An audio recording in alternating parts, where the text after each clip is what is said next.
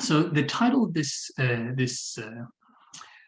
evening seminar is vertical stage development real, bullshit, both, or neither? An inquiry into the true but useful. I might notice that we're looking at not the true but partial, but the true but useful ? And that kind of, in that question, true but useful, sums up the stance towards vertical development theories at large that I would like to propose and be, and I suppose I view myself as a proponent of. And of course, this is a contentious issue. The entirety of the topic, maybe this invite, I'm not sure, was sparked by an exchange. Nora Bateson writes on her Facebook page that the stage theory is bullshit and it's colonial as hell. There are other major names who are turning kind of the tide, right? Over the last 120 years. Developmental theory in anthropology, for instance, and in psychology have gone in and out, well, in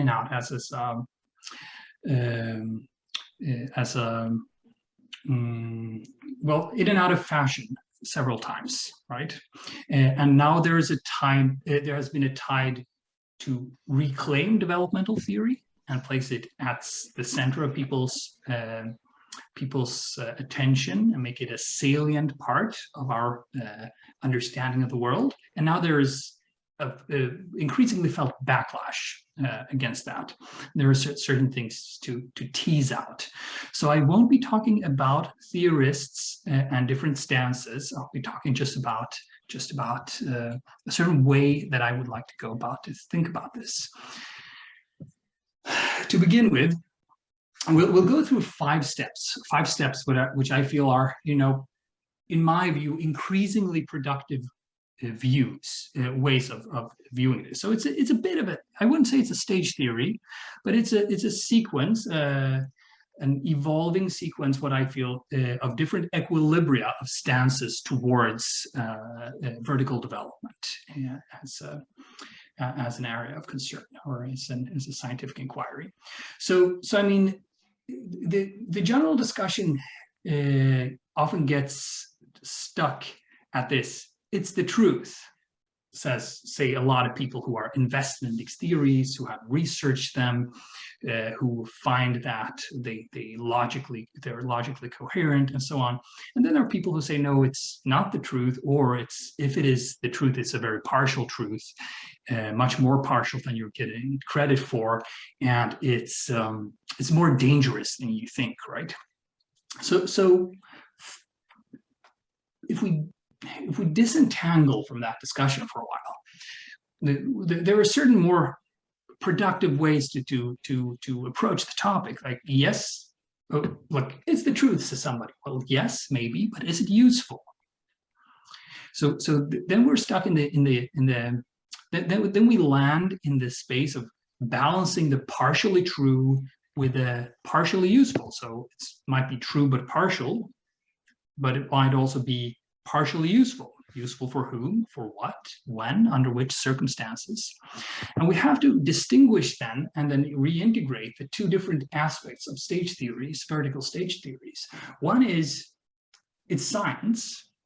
I mean, it's research with real data and so on, or interpretations of those data, and a scientific. It's a set of certain scientific programs or research programs.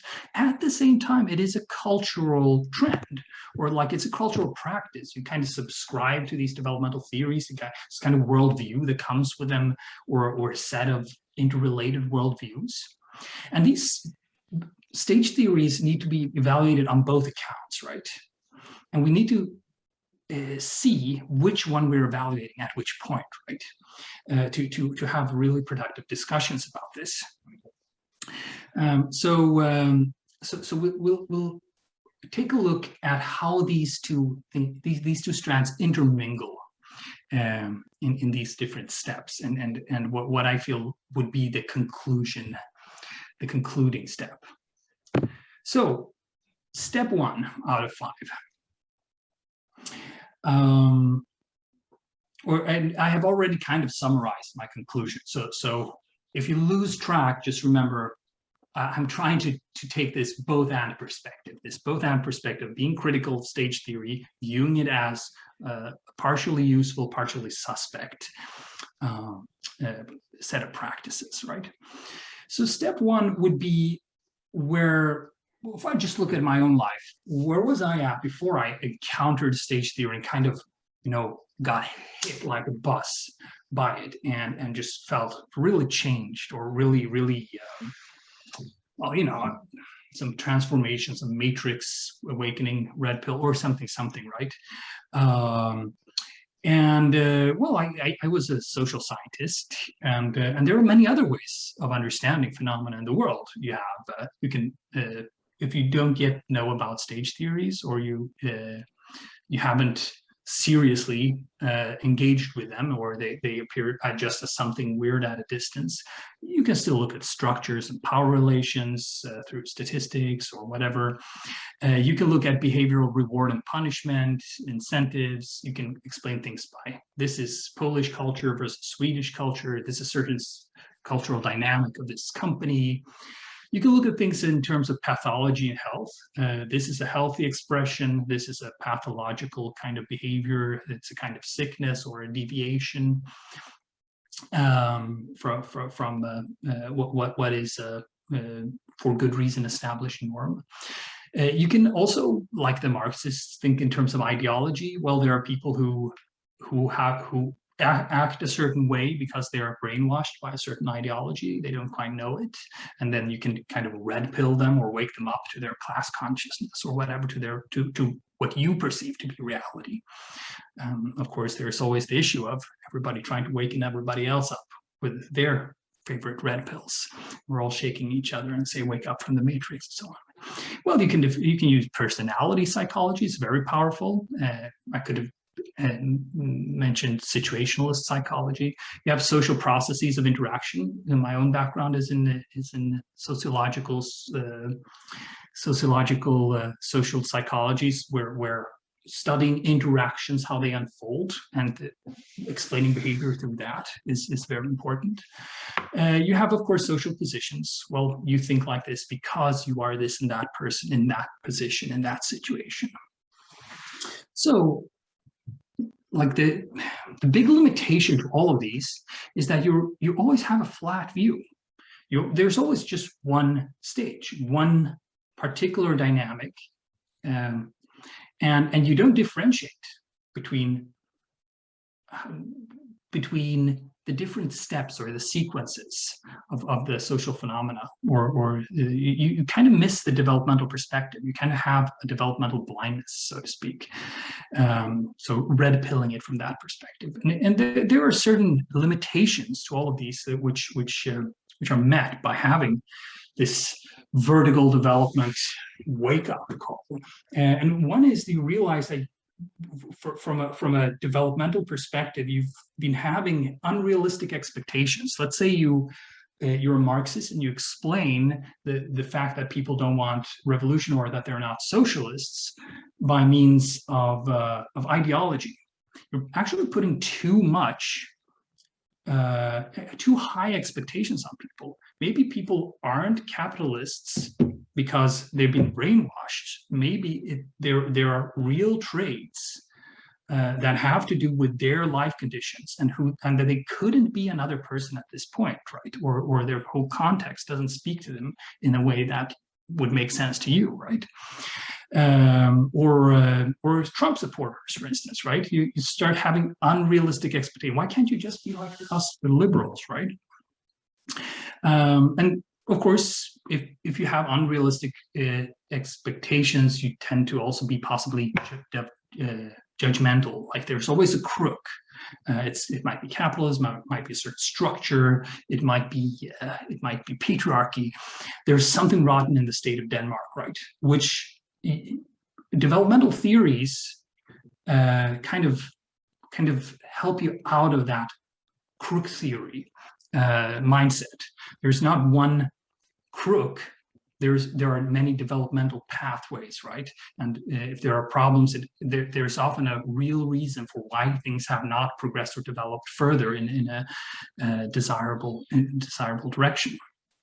So one way or another, you don't dispel evil, and that, of course, is you don't dispel the notion of evil,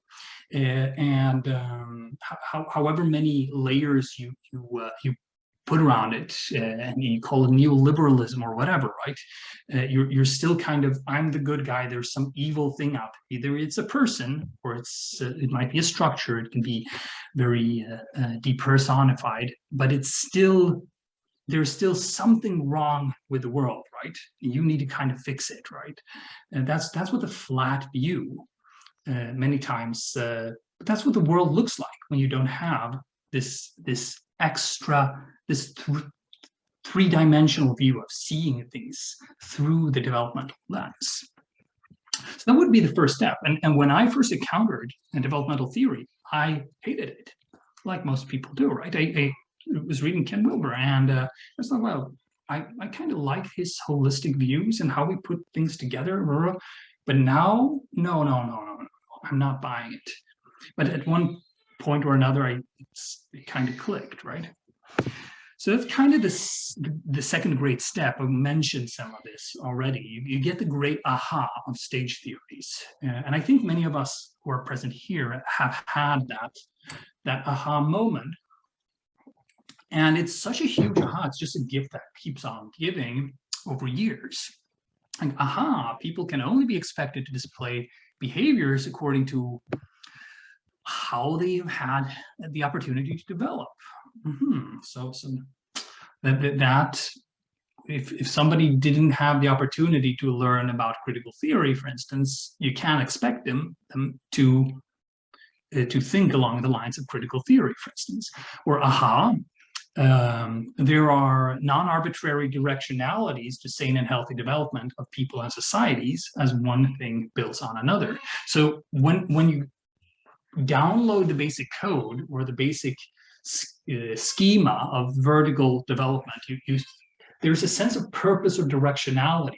That it appears as though this thing that we're in together, and maybe myself as an sensing individual being, are developing in a certain direction. And there's aha, people can be supported in this development. There's the aha that there's no reason to judge anyone. Well, if I can't see eye to eye with family members, for instance, I can think, well, they're in another worldview, in another place on the developmental map, and there are strengths and weaknesses to that. And there's no point in me getting upset and wanting to, like, why can't I reach you with this? Why won't everybody understand me? Why do I feel so alone? You can kind of, well, be a little bit more understanding. And given that you see that the stages are always there, they don't sink away or disappear, everything builds on something else, right? You also notice that there is always, all of the stages are ever present. Jean Gebser talks about the ever-present origin is parallel to that, not the exact same point, but that they're ever present, and as such, they can never be depreciated. Each of them are wells of eternal, of unlimited generativity or knowledge or insight. As such, indigenous knowledge, modern physics, postmodern critique, and so on, you're never done with them, right? They always have something more to give you. And that's, well, that's a pretty liberating and enriching insight, or it feels like it anyway, and feels kind of hopeful too. Yeah, you notice there's always a price for development. There are always beauties lost. You get technological development, for instance, and you can have all the songs in the world on Spotify, but we're no longer singing together in the fields as a group or family, just tilling the soil or something. So song is gone and music gained, right? So and with that, of course, community is lost. Like sharing songs or tagging one another on Spotify is just not the same thing. And well, there are always stages beyond where I'm currently at. So that kind of opens up. There's always a wider horizon than the one I'm currently seeing. You always know that if you're in the developmental framework as a mode of thinking. And very importantly, problems of society are very often due to developmental imbalances. I mean, the most famous one is this E.O. Wilson, right? Paleolithic minds, medieval institutions, and godlike technology. If one thing develops ahead of something else that doesn't quite jive according to a corresponding logic, then you have all sorts of imbalances or all sorts of things that don't add up or interact in ways that are harmful to the whole. So you get so, we could go on. Each of these insights have so many applicabilities, but this second step feels incredibly enriching, and it's difficult to overstate its value for a thinker and agent in the world. I would argue, or this has been the sense in my life, and I think in many others that I have observed. Step 3, stage theories are bullshit. Oh yeah, in this parenthesis, after titanium manning the counter arguments, I was going to write Nora Bateson and David Graeber and David Wengrow, who are both like major voices now questioning that stage theories can or should be applied at all, and that they're just false from the get-go. And I want to say a couple of words about titanium manning. Is just there is this guy in our spheres, generally speaking, is called Ryan Nakata or something, and he wrote an article on Medium that stronger than steel manning is titanium manning, is when you bring out something from the other argument that really gives something. So you take the counter argument, you extract a point from it that is more abstract and gives more to the whole discussion than the actual counter argument does. So it's a very high bar for steel manning. It's trying to go beyond steel manning. So attempting that, not saying this is necessarily a successful titanium manning of the counter arguments. Well, one thing is developmental theories can and are used for domination and oppression. You could easily make historical parallels to eugenics, to colonialism, and of course, all sorts of dominator hierarchies. And this is very real. I mean, right now there is a whole cult thing exploding a little bit in Germany, where people deliberately use developmental theories, including drawing on some of my own stuff and inviting my co-author to speak, etc., to prop up basically, well, to those who are highest stage, which they themselves determined, should rule over those at lower stage, and those at lower stage should be entirely subservient. And of course, a lot of very not good things came out of that. And right now, actually, I'm hacked on three different channels. So Google search for Meta Moderna is hacked, my webpage is hacked, and also my Amazon account where we sell the book is hacked. I don't know if it's related to the fact that we pissed off this cult, or that my co-author did, but it feels likely. All of this happened within days, right? There are many complicated exceptions, right, to the stage theories. Like you have savant kids, for instance. How do you explain that? If there are these big these big discrete steps. How can certain individuals be so advanced in certain areas before they have developed more holistically as a person? That would speak against the findings of developmental psychology or developmental stage theories. You could also argue that there are many ways in which development of skills, for instance, is more gradual, or development of understanding. You could also see that behaviors are more context dependent than developmental theories would give them credit for. You could also say that reality is more multidimensional.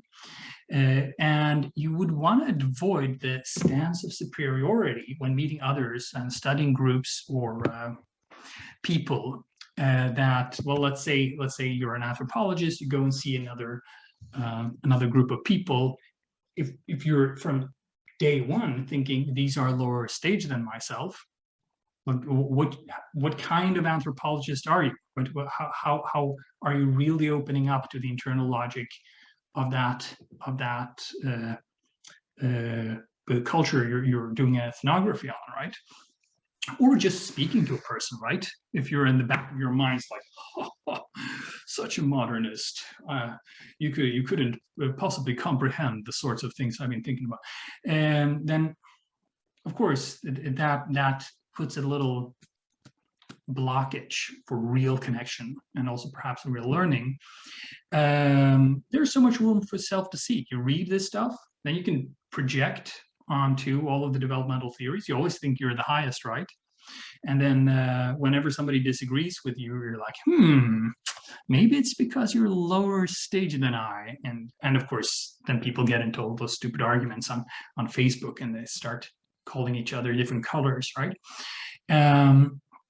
Yeah, basically, except just the superiority thing, you have just a smorgasbord opening up of excuses for not listening to people, not taking them seriously. And you can do this in so many ways. So it's not just I'm higher stage, it's also you're stuck here and there. This is you only think that because of your stage, or etc., etc. Right? You have historical examples of obvious human costs, human and other costs for failed stage theories. So once upon a time, people believed societies developed from feudalism through capitalism and to communism. And turns out it wasn't exactly correct. And it may, that incorrect model nevertheless coordinated the agency of millions and millions of people to the effect of many people suffering and dying, of course. You might say it's linear, it's teleological, it's fatalism, it invites fanaticism, kind of totality. Well, if you have the best stage model, you think, you know where this person has come from, where they're going, well, you feel justified to push them in that direction. Same with societies, right? Same with any social setting, same with an organization. So maybe it's better not to show up with that framework in your mind. Maybe you'll end up being a douchebag, right? So stage 3, for good reason, for very, very, very good reason, or step 3 here is, why don't we do away with this at all, entirely? Step 4, defend the barricades, which is the defense. Not then against the naive gaze of a person who doesn't know about stage theory at all, but against people who know it well since decades, like Nora Bateson, for instance, when you feel that they have important points, but it's still worth defending, right? That we're not prepared to throw all babies out with the bathwater at this point. I think the first argument is actually the strongest. If we concede two fairly obvious facts of the reality, which is numero uno, development happens. Things don't come into being without some gradation of coming into being. You first have to be fetus before you become a baby, before you become a child, and so forth. A tree has to grow, right? It has to first come from a seed. It cannot just pop into being, right? So given that developmentality exists, development exists, and given that sequence exists, right? But things do not pop randomly into being, maybe at the quantum level, but nothing beyond that. And you say that, and you concede that things are sometimes ordered in sequences, that something sometimes has to logically come before something else. So, I mean, if you do not understand addition and subtraction, it is very, very, very difficult to see how division and multiplication would be possible. It appears to be an obvious fact of just of those concepts in and of themselves. If there are no words, there can be no sentences. Like, there is a sequentiality to that. So given those two things, right, we can push back from the negative, right? From if we take the reductio ad absurdum of the developmental stage theories are bullshit. We could say, okay, so do you suggest in all seriousness that we should do away with all sequentiality of all forms of understanding and analysis? I think that's the heaviest counterargument. You can kind of, from that, if you push the other position, stage theories are bullshit, to their extreme, you can notice that you end up in a fundamentally untenable position, that there is no sequentiality and there is no development, which is a very weird thing to be saying. So that's, I think, the strongest counterargument, and all else sort of flows through from that. But that's just in terms of the logic or the science of it. But you can look at stage theories as or verticality as a cultural practice as well, and then you can notice a lot of other things. Well, we're actually continuing a little bit more on the science side. Like, good stage theories are not linear. That's an important counterargument.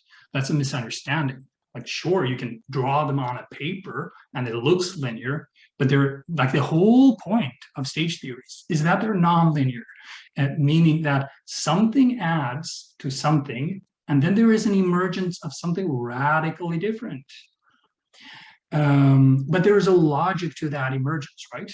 So it's the very study, vertical development is the very study of non-linear shifts, qualitative deep shifts, when something that is qualitatively different emerges from a substrate that is something entirely different from what it from itself, and on it goes. So the charge of linearity is actually incorrect. The very idea of developmental stage models is that there is a genuine surprise in a stage shift. I suppose models of psychological development, like Keynes, for instance, is a very good example of this. Now, there is a pattern to the surprises, but there are surprises. You cannot predict the development, and that's why. So, why can't we do a model with 100 developmental stages? Well, because we'd be so surprised at the shifts of each stage. So we have to actually empirically study the stage to get what's going on, and that's a very strong argument against the misunderstanding that these are linear models, and as such, they're not necessarily that teleological. So about the teleology part, and now we kind of get into it more as social practice. Yes, models can be used, development models can be misused, but they can also be used for good purposes. So yeah, I mean, going into the culture wars, for instance, it's fairly easy from a developmental perspective to see why it's fairly meaningless to take a very strong stance in the culture wars. You can do so provisionally or strategically, but there's no real reason to invest And likewise, new atheists against the organized religions. It goes on. You kind of can see that there are good reasons, developmental reasons for things to exist. So in prisons, it actually makes perhaps better sense to have Christian 12-step programs from a stance of developmental psychology, or the value means or whatever, than it would be to teach them Sam Harris stuff about new atheism, right? Or etc. So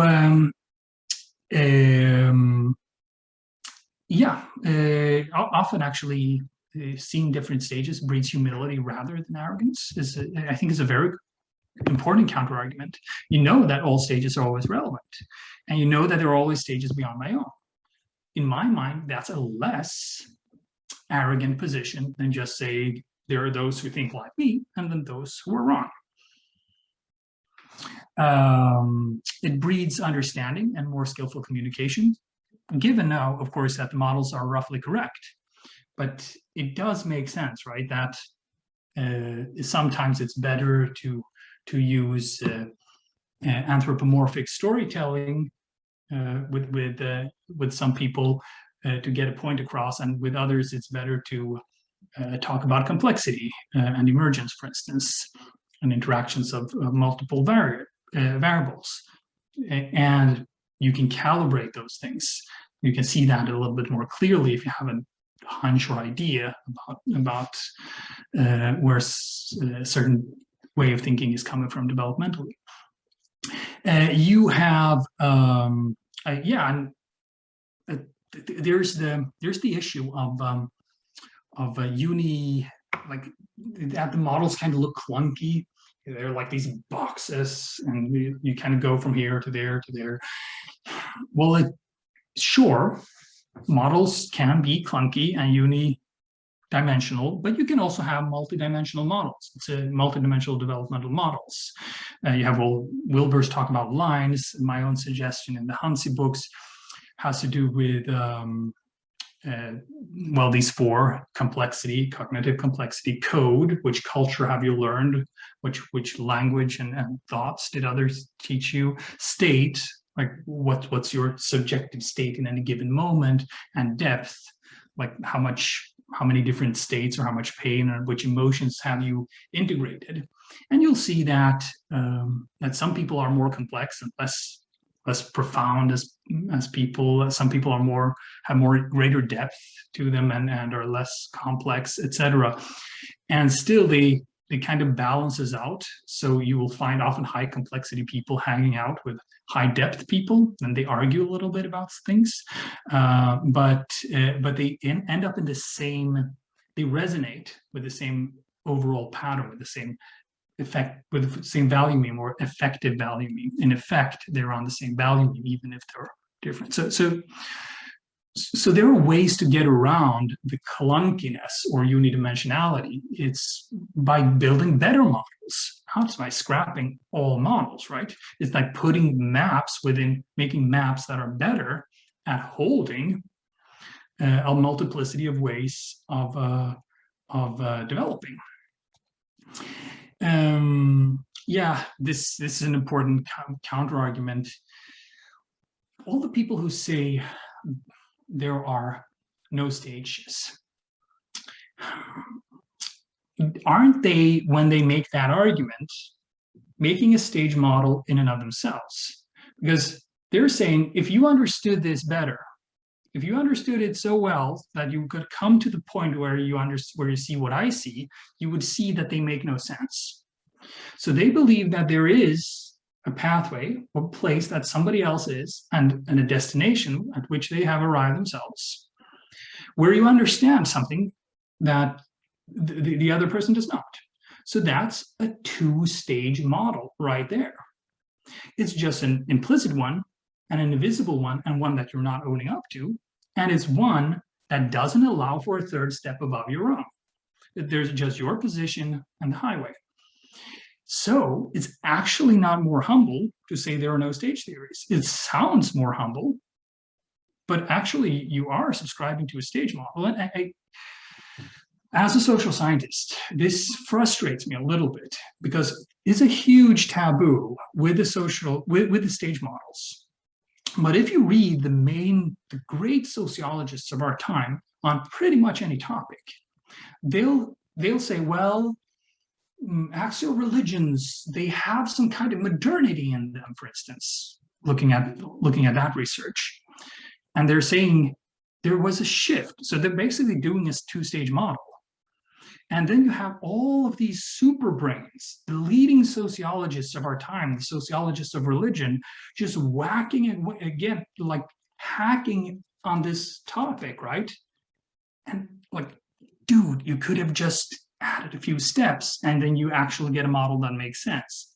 But they can't, they're stuck because it's taboo to add a third step, because then it becomes apparent that you're doing a stage model. The stage models are bad. So just in terms of thinking, this is a huge limitation to put on your own mind. Yeah, last of all, hey, the research is there.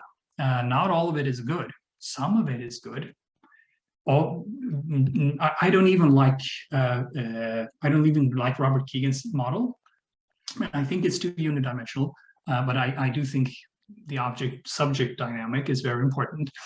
And but he did produce longitudinal study, and he did have truckloads of data, and he did find patterns to that data, right, which match the theory. Now, that's a thing, whether you like it or not. He did produce, so the data are there. So in order to dispel the existence of stage theory, it's not okay to say, well, they can be colonial. Well, that's an ought, not an is, right? You have to come up with a better model to explain the data that people are finding to be able to actually dispel this thing. So here we are, like true but partial, yeah. Not always useful to talk about, but you can't derive one from the other. Right? Maybe it doesn't exist exactly in the ways all the theorists think. There's always more to the truth, right? On the other hand, maybe it's not always useful to talk about, but you can't say, because I don't find it useful to talk about it, it does not exist. That's a non sequitur. It's not a real argument. Step 5. But stage theory isn't everything. Belief in stage theory is not in itself a marker of development. That's very important to note.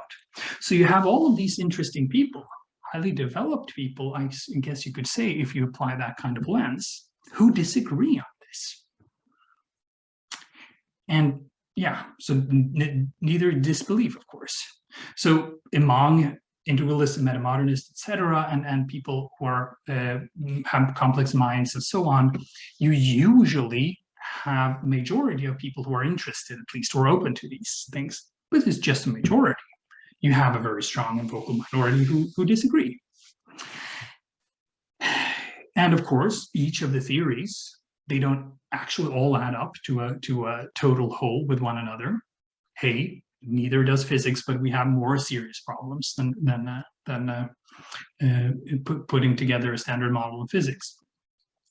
And it is actually very useful to our whole transformative ecosystem of people who are interested in these kinds of topics to both believe and not believe in stage theories and manage to cooperate across this divide. And that's, I think, the real test for us as a community. Is not to conquer the other side. I think it's something like 60-40%. 60% maybe believe in some kind of stage theory development, 40% don't, but we're still interested in the same directionalities, have the same hunches or similar hunches about the development of society and so on.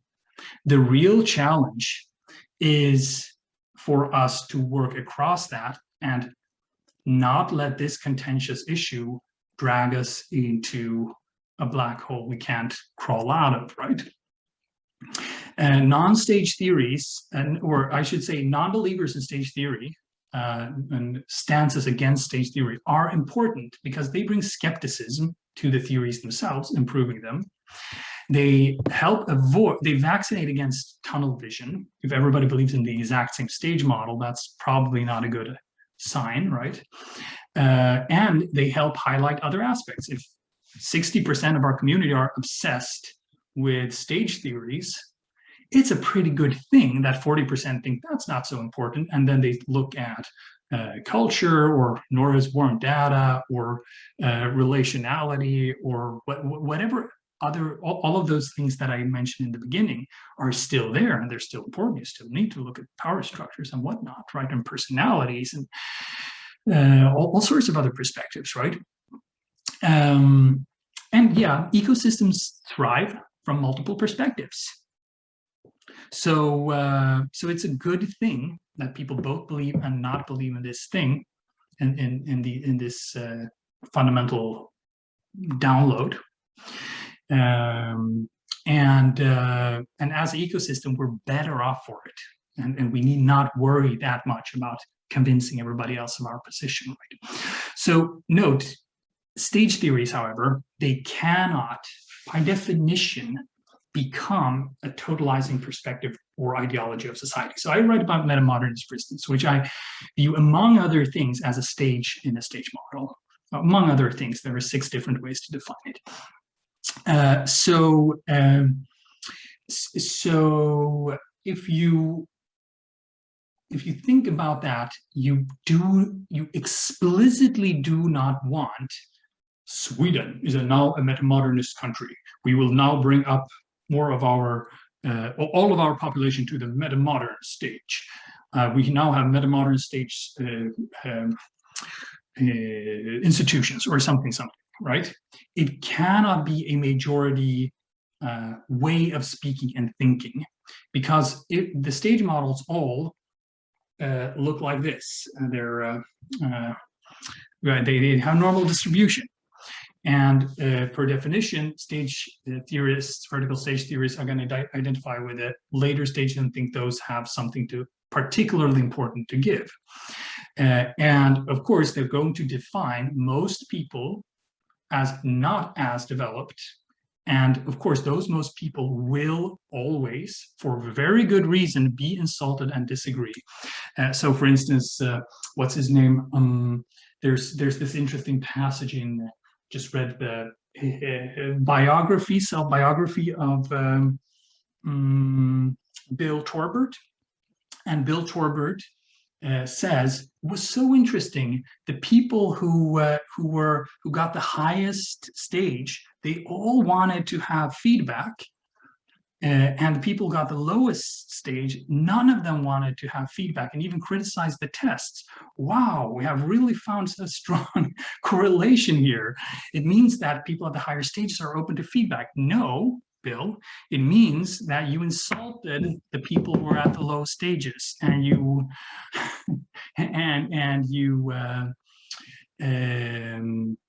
of course flattered the people you said were at the high stages, and that's why they liked your model, and that's why they wanted to hear more, and that's why the others wanted to hear none of it, and said your model is crazy. And there are these biases that are built into this, which force it to forever be a minority perspective in a larger ecosystem. So the goal of the vertical development theories is to see their own impossibility as a totality, as a totalizing perspective. There is always a larger whole beyond the stage theories themselves, which must be socially and epistemologically related to. So, and I think that's really where I want to land. That's the real crux, right? That yes, they're true, but partial, sometimes useful to talk about, not useful always. And in the end, there's always going to be more situations where they're not useful than when they are useful. Nevertheless, there are, as an ingredient in a greater whole, where they do break against other perspectives, they're invaluable, is my argument. Conclusion, yin that yang. So keep asking, is it true? Somebody makes a claim about stage models. Well, sure. I mean, you can't just buy it. You have to challenge them. You get better stage theories, and you also get models that are actually beyond stage theories and can explain the same phenomena. We're not there yet, but many theorists are seeing similar patterns that are actually beyond the stage theories, which can go back and kind of reconstruct what the surface phenomena that we have hitherto understood as stage development. So there's a pathway here by asking, is it true? And the second question is it useful? Keep asking, is it useful? And do not confound the two questions. So it is not useful to try to either destroy all stage theory, nor to destroy all resistance to it. There's the black dot and the white here is the resistance to stage theory. That is among us stage theorists, that we have to deal with it, and it enriches us. And on the other hand, there are all those people who do not like stage theory and who are in similar contexts either way, but who are nevertheless actually enriched by the existence of stage theory because they have to push against it, they have to argue against it, so that they somehow structure their agency and their argumentation somehow structured by it either way. And that's kind of this ecosystem view that I feel is the productive stance that I would like to be a proponent of. Thank you so much for your attention.